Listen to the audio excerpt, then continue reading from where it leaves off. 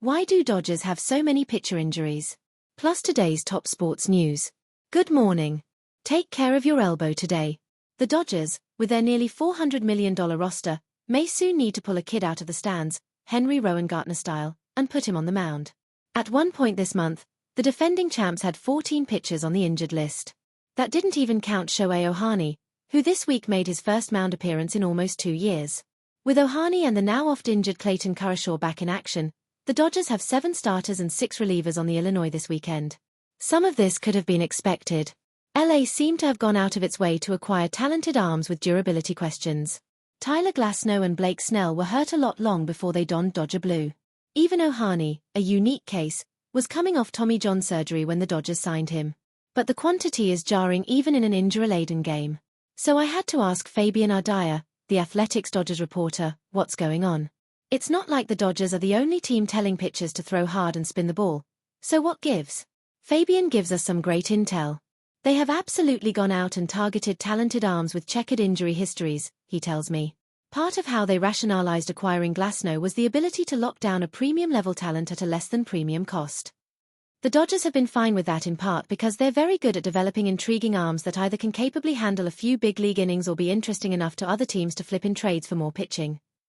See 26-year-old Ben Kasperius and his 3.02 ERA in 23 games, 2 starts. They aren't the only team prioritizing velo and spin, but they seemingly go closest to the red line. They had the hardest throwing rotation in the sport at AA Tulsa in 2023.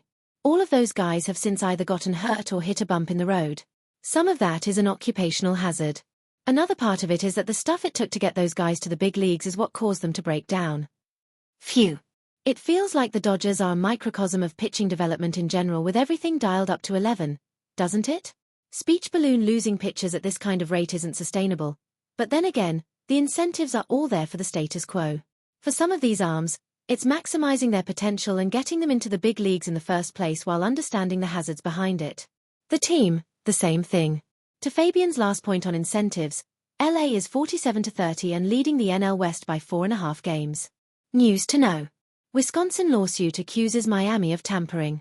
In the latest legal dispute amid the changing landscape of college sports, the University of Wisconsin filed a lawsuit against the University of Miami yesterday for allegedly tampering with a football player.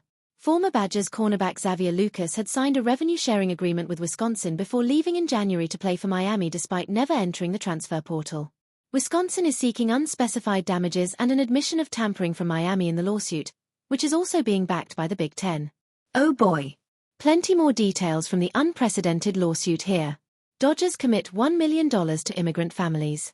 One day after the Dodgers said they denied federal immigration officials access to parking lots around their stadium, the team announced it is committing $1 million in assistance to families impacted by recent immigrant raids.